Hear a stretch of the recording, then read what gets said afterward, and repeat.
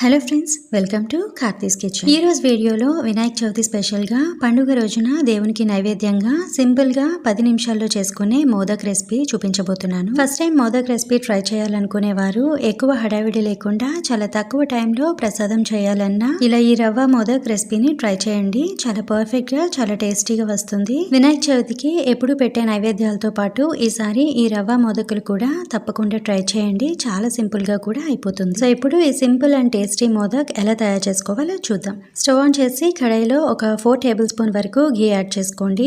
నెయ్యి వేడయ్యాక 1 కప్ వరకు రవ్వ వేసుకోవాలి. మనం నార్మల్ గా రవ్వ ఉప్మాకి యూజ్ చేస్తుంటాం కదా, అదే రవ్వ, సూజీ రవ్వ అంటుంటాం కదా అది. ఇప్పుడు ఈ రవ్వ అంతా కూడా లో ఫ్లేమ్ లో బాగా ఫ్రై చేసుకోవాలి. హై ఫ్లేమ్ లో కానీ మీడియం ఫ్లేమ్ లో కానీ పెట్టి ఫ్రై చేసేస్తే రవ్వ అనేది లోపల వరకు సరిగా ఫ్రై అవ్వదు, కానీ కలర్ మాత్రం త్వరగా చేంజ్ అయిపోతుంది. రవ్వ ఎంత బాగా ఫ్రై అయితే ఈ మోదక్లు టేస్ట్ కూడా అంతే బాగుంటుంది. సో ఇలా బాగా ఫ్రై అయ్యాక దీనిలో ఒక 1/2 కప్ వరకు ఎండు కొబ్బరి వేసుకోవాలి. రవ్వ తీసుకున్న కప్తోనే ఒక 1/2 కప్ వరకు ఎండు కొబ్బరి యాడ్ చేసుకోవాలి. మీ దగ్గర ఎండు కొబ్బరి లేకపోతే పచ్చి కొబ్బరితో అయినా కూడా పైన ఉండే బ్రౌన్ పార్ట్ తీసేసి ఇలా చిన్నగా తరిగి వేసుకోవచ్చు. కాకపోతే పచ్చి కొబ్బరి అయితే నెయ్యి వేసాక ముందు కొబ్బరి వేసి ఫ్రై చేసుకోవాలి. కొబ్బరి బాగా ఫ్రై అయ్యాక రవ్వ వేసి ఫ్రై చేసుకోండి. సో ఈ కొబ్బరి కూడా లైట్గా ఫ్రై అయ్యాక ఇప్పుడు దీనిలో ఒక 3 టేబుల్ స్పూన్ వరకు మిల్క్ పౌడర్ యాడ్ చేసుకోవాలి. మిల్క్ పౌడర్ యాడ్ చేయడం వల్ల ఈ మోదక్ టేస్ట్ అనేది ఇంకా బాగుంటుంది.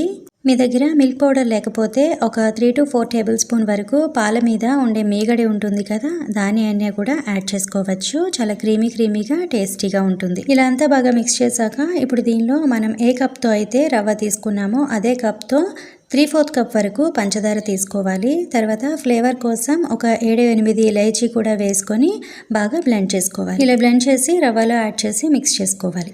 తర్వాత 1/2 కప్ వరకు పాలు తీసుకొని కొద్దిగా యాడ్ చేసుకుంటూ మిక్స్ చేసుకోవాలి. ఉంటే పాలల్లో కొద్దిగా కుంకుమ పువ్వు కూడా వేసి మిక్స్ చేసుకోండి, ఫ్లేవర్ బాగుంటుంది.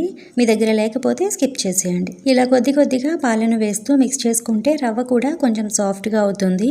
ఇలా అంతా బాగా మిక్స్ చేశాక ఫైనల్గా ఒక టేబుల్ స్పూన్ వరకు నెయ్యి వేసి కలుపుకొని స్టవ్ ఆఫ్ చేసుకోవాలి. కొంచెం చల్లగా అయ్యాక వేరొక ప్లేట్లోకి తీసుకోవాలి.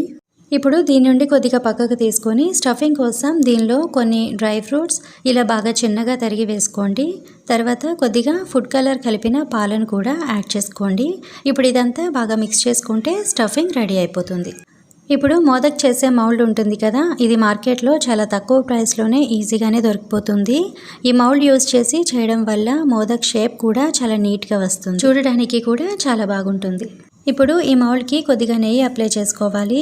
అప్పుడు ఈజీగా తీయడానికి ఉంటుంది, లేదంటే మౌల్డ్కి అంటేస్తుంది, షేప్ కూడా సరిగా రాదు. సో ఇప్పుడు కొద్దిగా రవ్వ మిక్స్ తీసుకొని సైడ్స్ కూడా గట్టిగా ప్రెస్ చేస్తూ మౌల్డ్లో పెట్టాలి. మిడిల్లో కొద్దిగా గ్యాప్ ఇస్తూ సైడ్స్ కవర్ అయ్యేలా పెట్టాలి. తర్వాత మధ్యలో ఇలా కొద్దిగా స్టఫింగ్ ని పెట్టుకోవాలి. ఇప్పుడు పైన మళ్ళీ ఇలా రవ్వతో కవర్ చేసుకోవాలి. సైడ్స్ కూడా ఇలా గట్టిగా ప్రెస్ చేస్తూ ఉంటే మోదక్ షేప్ అనేది పాడవకుండా ఈజీగా వచ్చేస్తుంది. సో చూసారు కదా, రవ్వ మోదక్ అయితే చాలా నీట్గా టేస్టీగా రెడీ అయిపోయింది. ఇలానే మిగతా అన్ని కూడా ప్రిపేర్ చేసుకోవాలి. లాస్ట్ లో నాకు ఇక్కడ కొద్దిగా ఎల్లో మిక్స్ అయితే ఎక్కువగా ఉంది, వైట్ తక్కువగా ఉంది. సో కావాలంటే మీరు ఎక్కువ క్వాంటిటీలో ఎల్లో మిక్స్ చేసుకోవచ్చు. అప్పుడు మీకు మోదక్ అనేవి ఎల్లో కలర్ లో వస్తాయి. సో ఇలా మీకు నచ్చినట్టుగా ఎల్లో ఫుడ్ కలర్ కాకుండా కలర్ఫుల్ గా కనిపించడానికి వేరేమైనా కలర్స్ కూడా యాడ్ చేసుకోవచ్చు. లేదా మీకు ఫుడ్ కలర్ యాడ్ చేయడం ఇష్టం లేకపోతే సింపుల్ గా ప్రిపేర్ చేసుకోవచ్చు. సో చూసారు కదా, చాలా ఈజీగా నోట్లో వెన్నెలా కరిగిపోయే రవ్వ మోదక్లు రెడీ అయిపోయాయి. ఇప్పుడు పైన కొద్దిగా ఫుడ్ కలర్ కలిపిన పాలు ఉన్నాయి కదా, వాటిని ఒక 2 డ్రాప్స్ వరకు యాడ్ చేసుకోండి. సో ఇలా చేయడం వల్ల సేమ్ బయట కొన్నట్టే ఉంటాయి, చూడటానికి కూడా చాలా బాగుంటాయి. బియ్యం పిండితో చేసే మోదకులు కూడా చాలా సింపుల్గా చేసుకోవచ్చండి. వినాయకునికి నైవేద్యంగా అవే పెడుతుంటారు. వాటితో పాటు ఇలా రవ్వ మోదకులు కూడా 10 నిమిషాల్లో ప్రిపేర్ చేసుకోవచ్చు. ఫస్ట్ టైం చేసినా కూడా చాలా పర్ఫెక్ట్గా వస్తాయి. ఈ వినాయక చవితికి రవ్వ మోదకులు ఈ ప్రాసెస్లో మీరు కూడా తప్పకుండా ఒకసారి ట్రై చేసి చూడండి, చాలా బాగా వస్తాయి. ఈ వీడియో మీకు నచ్చినట్టయితే ఒక లైక్ చేసి ఫ్యామిలీ అండ్ ఫ్రెండ్స్కి షేర్ చేయండి. అండ్ మరిన్ని సింపుల్ అండ్ టేస్టీ రెసిపీస్ కోసం ఈ ఛానల్ని సబ్స్క్రైబ్ చేసుకోండి. Thank you for watching my video.